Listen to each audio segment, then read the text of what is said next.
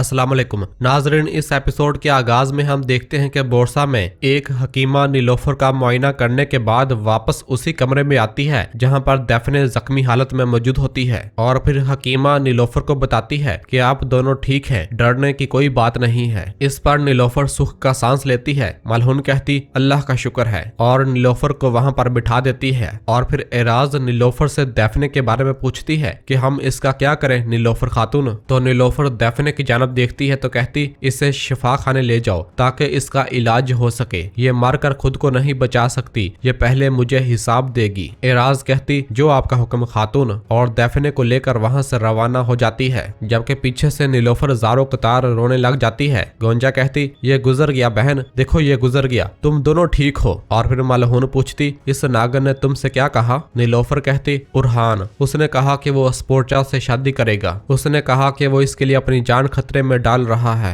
और रोने लग जाती है। तो गोंजा कहती तुम इस नागन की बातों पर क्यों यकीन कर रही हो बहन, इसने बज़ाहिर अपने अल्फाज से तुम्हें जहर देने की कोशिश की है। तो नीलोफर ना में सर हिलाती है और कहती वो सब कुछ जो मैं अपने आप को बताने से डरती थी उसने एक एक करके मुझे बताया। यहाँ मेरा दिल दर्द में है, मेरा दिल इतने गहरे दर्द में है कि मैं अपने दिल की तसल्ली के साथ ये भी नहीं कह सकती कि ऐसा कभी नहीं होगा गोंजा, मैं ये नहीं कह सकती माँ, और रोने लग जाती है। और फिर मलहून कहती नीलोफर अपनी माँ को देखो, मेरा उरहान मजबूरी के बगैर ऐसा कभी नहीं करेगा। नीलोफर कहती लेकिन अगर मजबूरी हुई तो मैं इस दर्द को दिल में लेकर कैसे जीऊंगी जब तक मैं मर नहीं जाऊंगी माँ। तो मलहून खामोश हो जाती है और नीलोफर को तसल्ली देती है।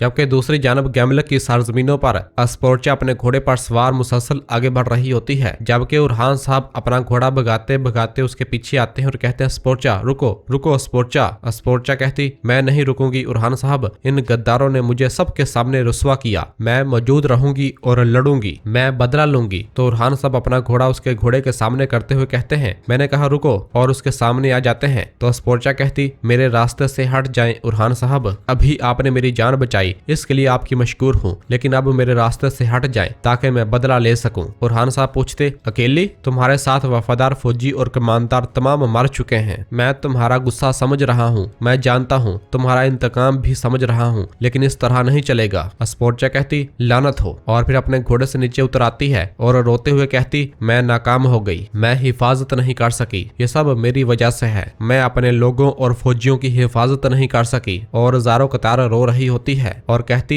मैं ये जंग हार गई हूँ उरहान साहब, जो मैंने तजर्बा किया, मैंने जो तजर्बा किया वो इतना बुरा था कि कोई भी इसे बर्दाश्त नहीं कर सकता था, मैं बर्दाश्त नहीं कर सकी, मैं बर्दाश्त नहीं कर सकी। तो उरहान साहब उसके पास आते हैं और अपना हाथ आगे बढ़ाते हैं और कहते तुम जहाँ से गिरी हो वहीं से फिर उठोगी। और फिर स्पोर्चा उरहान साहब का हाथ पकड़कर उठ खड़ी होती है। उरहान साहब कहते इस तरह हार मानना तुम्हें जेब नहीं देता, तुम सबसे मजबूत औरत हो जिससे मैं कभी मिला हूँ। ये सुनते साथ ही स्पोर्चा एकदम उरहान साहब को गले लगा लेती है और फिर कहती मैं माजरत ख्वाह हूँ, मैं माजरत ख्वाह हूँ, आप हक बजानब हो, मुझे दोबारा उठकर लड़ने की जरूरत है, मैं इन गद्दारों से बदला लूंगी। उरहान साहब कहते यकीनन ऐसा ही है। स्पोर्चा कहती लेकिन अब मेरे पास कहीं जाने तक की जगह नहीं है। सुल्तान उरहान कहते तुम मेरे साथ आओगी, तुम्हारे बाबा के साथ हमारा एक मुआहिदा है, यकीनन कोई रास्ता निकलेगा। तो स्पोर्चा इस पर रजामंदी जाहिर करती है, जबकि वो प्यार भरी निगाहों के साथ उरहान साहब को देखती ही चली जा रही होती है।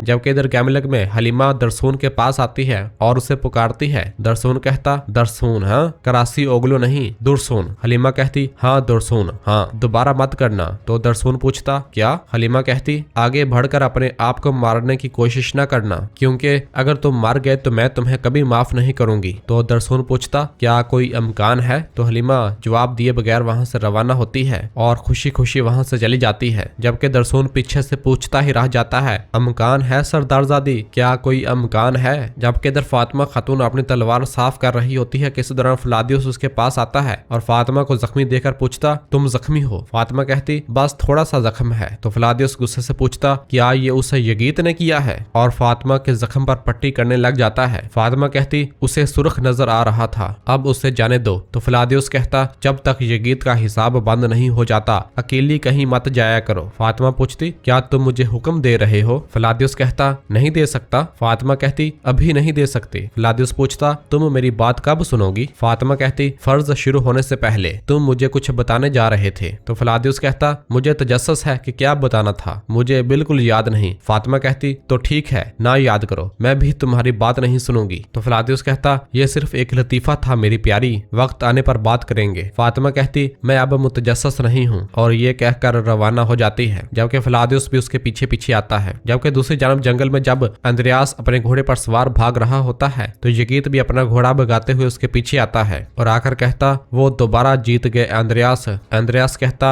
ये अभी जंग का आगाज है। इस दौरान पीछे से ही एक और घोड़ा आ रहा होता है, जिसकी आवाज सुनकर यगीत और अंद्रयास चुकन्ने हो जाते हैं, और वो घोड़े पर कोई और नहीं एक खातून होती है, जिसे देखते हुए अंद्रयास कहता तुम ठीक मौका पर आई हो डेस्पिने। तो डेस्पिने अपना चेहरा दिखाती है और कहती है हमेशा की तरह उरहान ने शहजादे के अमदादी दस्ते को तबाह कर दिया है। अंद्रयास कहता मैंने तुम्हें इसीलिए बुलाया है। यह सब देखकर यगीत पूछता यहाँ क्या हो रहा है, ये खातून कौन है अंद्रयास? अंद्रयास कहता ये मेरा तारीख पहलू है, मेरी जंगली परी। यगीत कहता अब से हमें एक शैतान की जरूरत है। उरहान और अस्पोर्चा की शादी में कोई रुकावट बाकी नहीं रही। अंद्रयास कहता बाकी है, मैं मौजूद हूँ, मैं दुश्मनी को मजीद तूल नहीं दूंगा। यगीत कहता ठीक है, चलो उरहान के सिपाहियों के यहाँ पहुँचने से पहले चलते हैं। ये कहते साथ ही यगीत वहां से रवाना होता है तो पीछे से अंद्रयास दस्पिना के पास आकर कहता शाहनशाह के कबीले में जाओ, मुझे ये जानने की जरूरत है कि वहां क्या हो रहा है। और फिर डेस्पिने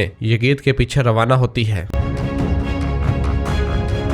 जबकि इधर गैमलक में उस्मानी परचम लहरा दिए जाते हैं और उरहान साहब अस्पोर्चा के हमरा वहां पर आते हैं और फिर वो दोनों अपने घोड़ों से नीचे उतरते हैं। तो इस दौरान तुरहान साहब कैद किए गए बाज़ंतीनी सिपाहियों को लेकर वहां पर आते हैं। बोरान बताता है मेरे सुल्तान, गैमलक की जमीन और बंदरगाह अब आपके कंट्रोल में है। और फिर उरहान साहब अस्पोर्चा से कहते बेहतर यही है कि मैं गैमलक की हिफाजत करूं जब शहनशाह मुसीबत में है। तो अस्पोर्चा कहती मैं अपने वादे पर कायम हूं सुल्तान उरहान, अगर मेरे वालिद के साथ आपके इत्तेहाद की बदौलत इस बागी शहजादे को शिकस्त होती है तो गैमलक आपका हुआ। और फिर तुरहान बताता है कि बाज़ंतीनी सिपाही माफी मांग रहे हैं मेरे सुल्तान। अब्दुर्रहमान कहता जिन लोगों ने मजाहमत की और दुश्मन की मदद की उन्हें सजा दी गई है। और फिर अय्याज कहता तमीर बोगा साहब अपने सिपाहियों के साथ इर्द गिर्द इंतजामात कर रहे हैं मेरे सुल्तान। तो सुल्तान कहते इन्हें जंदान में डाल दो। यह सुनते साथ ही उस्मानी सिपाही बाज़ंतीनी सिपाहियों को लेकर जंदान की जानब रवाना होते हैं। और फिर उरहान साहब फिलादियोस से कहते तुम वक्त पर पहुंच गए, सलामत रहो। तो फिलादियोस कहता मैं आपके लिए अपनी जान कुर्बान कर दूंगा मेरे सुल्तान। और फिर उरहान साहब कहते हैं मेरे सरदारों, मेरे सिपाहियों, आपको ये जान लेना चाहिए कि फिलादियोस मेरे सरदारों और साथियों से मुख्तलिफ नहीं है। अब से इन्हें इनके वालिद एवरानोस सरदार के नाम से जाना जाएगा। यह सुनकर तमाम सरदारान हुक्म बजा लाते हैं, जबकि फिलादियोस यानी एवरानोस खुश हो रहा होता है, क्योंकि यहाँ पर सुल्तान उरहान ने फिलादियोस का न सिर्फ नाम तब्दील कर दिया होता है बल्कि उनके नाम के साथ सरदार भी लगा दिया जाता है, यानी अब वो मुकम्मल तौर पर सरदार बन चुके हैं। जबकि फातिमा बहुत खुश नजर आ रही होती है। जबकि इधर शाहनशाह के कबीले में हम देखते हैं कि यगीत अपने घोड़े पर सवार कबीले पहुंच जाता है और घोड़े से जैसे ही नीचे उतरता है तो उसे जख्मी देखकर दीदार पूछती मेरे बेटे तुम्हें क्या हुआ है? तो यगीत कहता फिलादियोस मैं उस कुत्ते को नहीं मार सका माँ। दीदार कहती रुको और मुझे बताओ क्या हुआ है। यगीत कहता जरा रुके माँ, हम बाद में बात करेंगे, क्या मेरे वालिद खेमे में है? तो दीदार कहती हाँ वो खेमे में है। तो यगीत खेमे की जानब बढ़ता है। और नाजरीन इसी जगह पर एपिसोड खत्म करते हैं। मिलते हैं बहुत जल्द अगली एपिसोड के साथ। वीडियो को लाइक कर दें और जिन दोस्तों ने अभी तक चैनल सब्सक्राइब नहीं किया वो जल्दी से चैनल सब्सक्राइब कर दें और बेल आइकन यानी घंटे वाले निशान को भी प्रेस कर दें ताकि आने वाले एपिसोड्स आपको आसानी मिल सकें। दुआओं में याद रखें। अल्लाह हाफिज।